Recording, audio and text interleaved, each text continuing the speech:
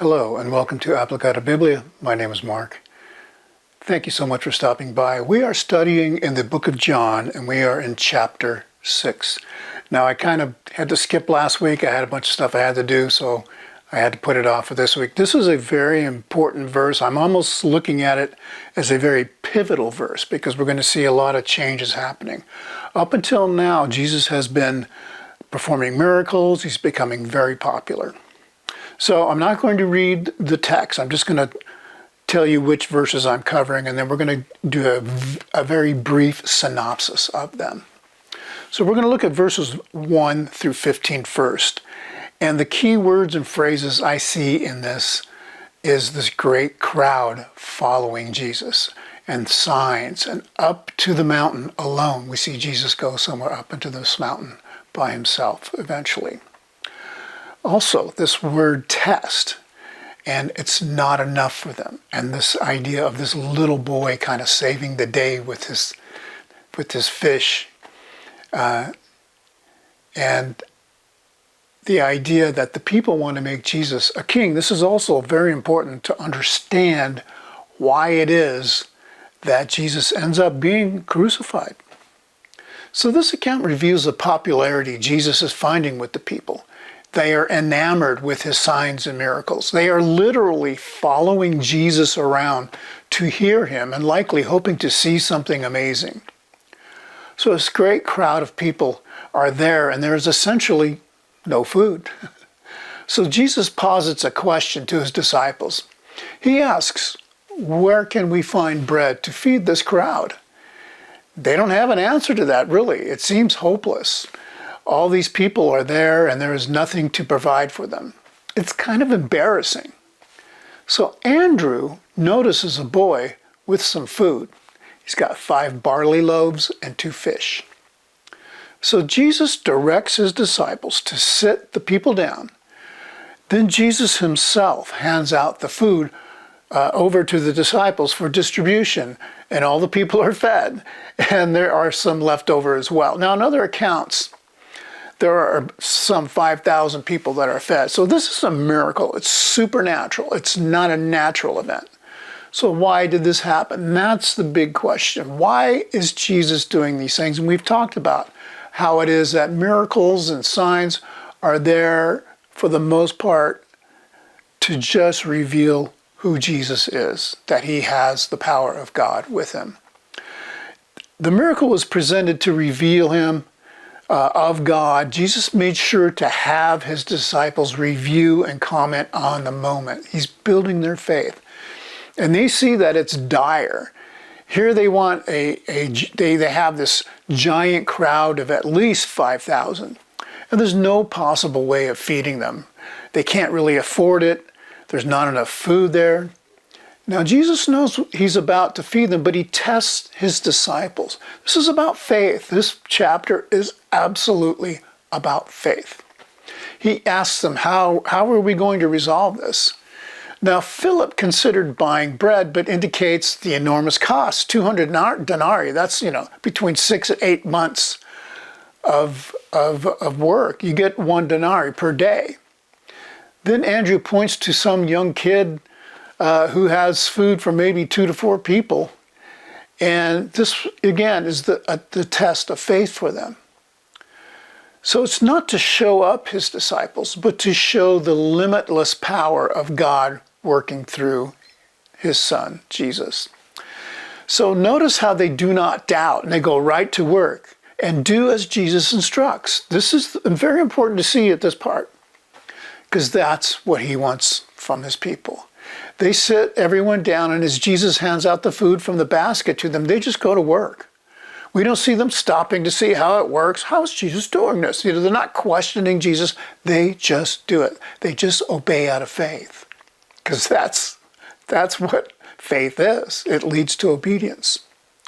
So this is the foreshadowing of Christianity and the faith required by God through his Son. Now, apparently, this was such a great miracle that Jesus had to slip away because the people wanted to make Jesus king over this. But it was not his time. Not that it wasn't his time to be king, on earth because he was never meant to be king on earth. So Jesus slips away to the mountain alone. And it's important to see that he does these sorts of things because a lot of times we see that he's getting weary and he needs time alone with his Father. Okay, so in this next section, we're going to see Jesus walks on the water. John kind of interjects this miracle in the middle of the story.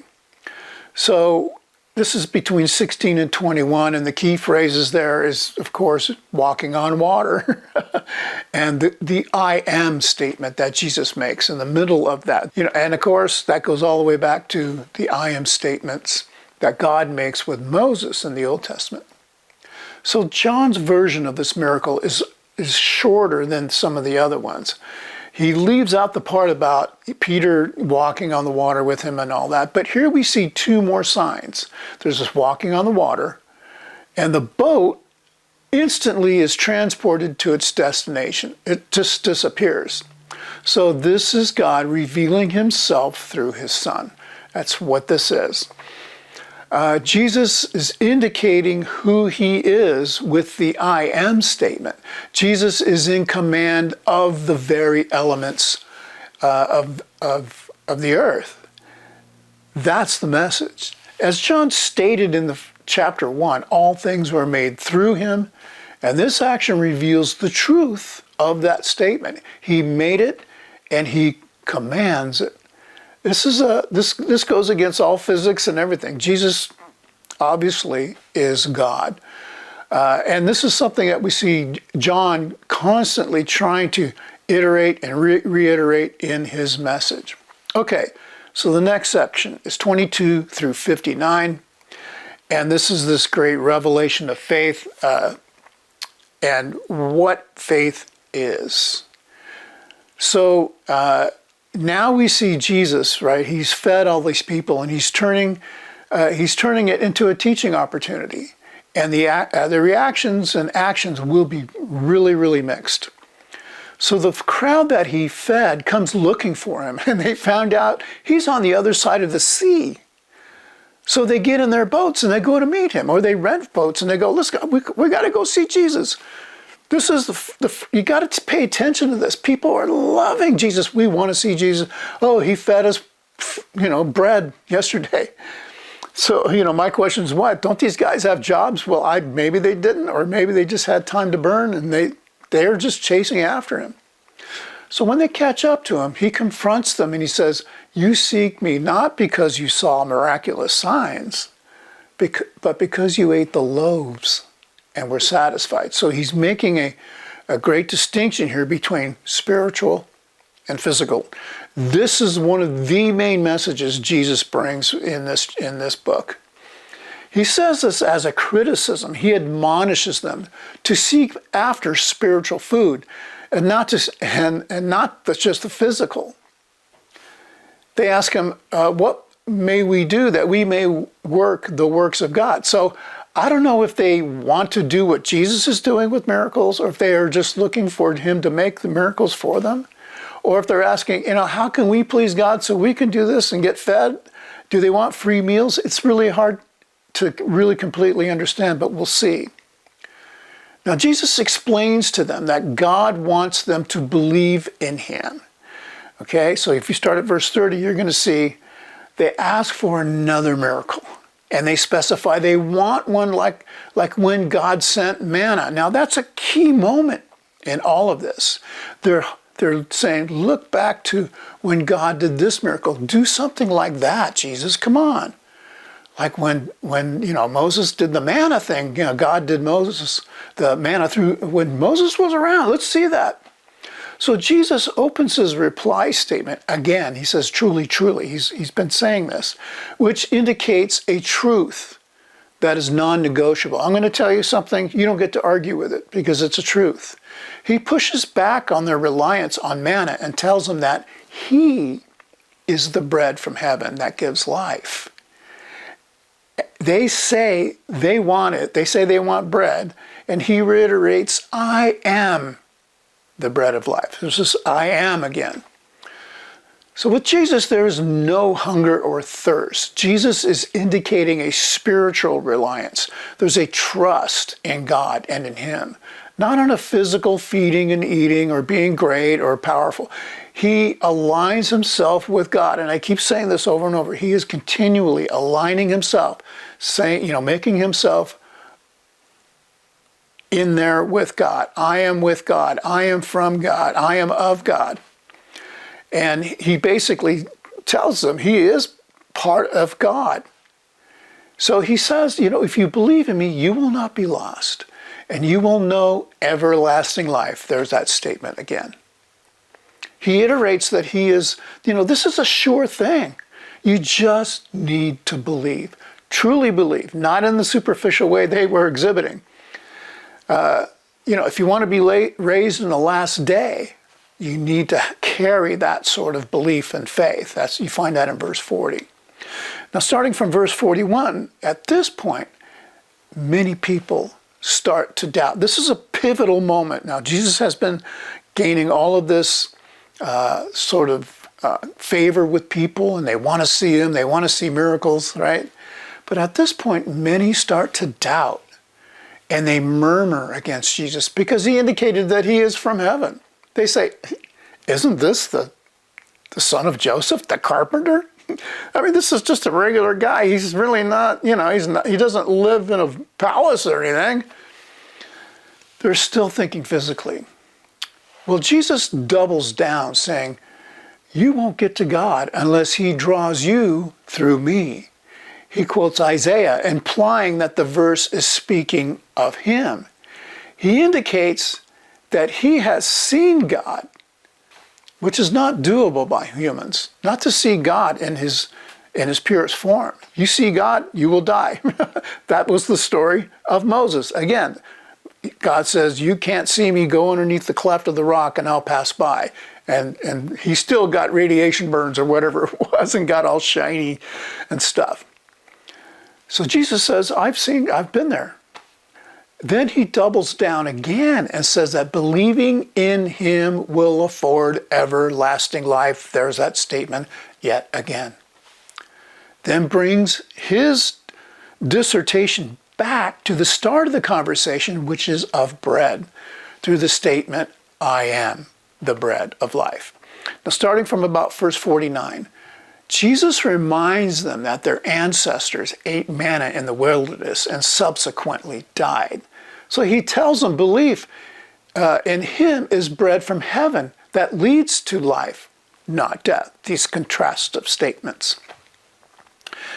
Then he says the bread he will give is his flesh, which will give life to the world. And he's speaking of his crucifixion, right? He's speaking of it, of a spiritual blessing in a very physical way. He has circled back to the reliance on Moses' era manna that they spoke of. It is a contrast of criticism. Their Moses reliance leads to death. All those people died, not to life, as Jesus infers in verse 51. The officials argue, how can you give your flesh to eat? They are still thinking and arguing on a physical plane. Now, Jesus is simply speaking from a dimension they do not understand. Jesus tells them his flesh truly is food, and the one partaking of his flesh and drinking his blood will have everlasting life. Again, there's that statement. He says without that, they have no life. So he's just hammering away at the contrast between him and the things that they rely on. This is a foreshadowing of the communion, I believe, when he talks about eating his flesh, drinking his blood. And that, he institutes that communion that we all, as Christians partake of. And it's also foreshadows the requirement of faith that a Christian must have in Jesus. We have to put on Jesus. We have to go into, we go into baptism. We die to our old life and we put on Christ and we live in a newness of life. It's a transformative living. That's what Jesus is talking about.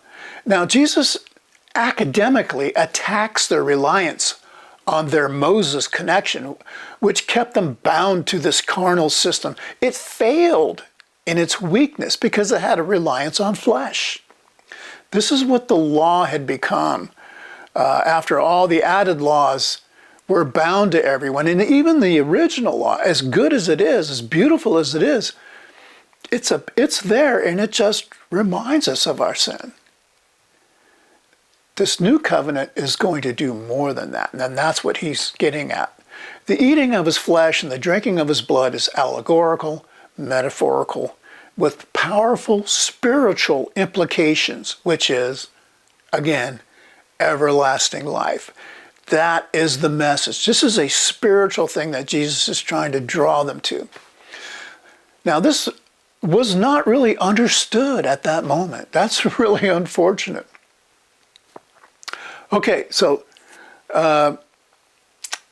starting at verse 66, or at 60.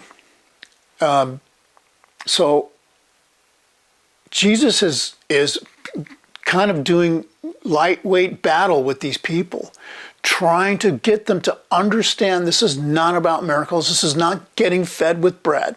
This is a spiritual thing that I'm trying to accomplish here. At this point, many of his followers start to grumble, right? They're disciples. They're just not the 12. They are other disciples who have been following him. They start to grumble, and they're saying, his teaching is too difficult to understand and believe.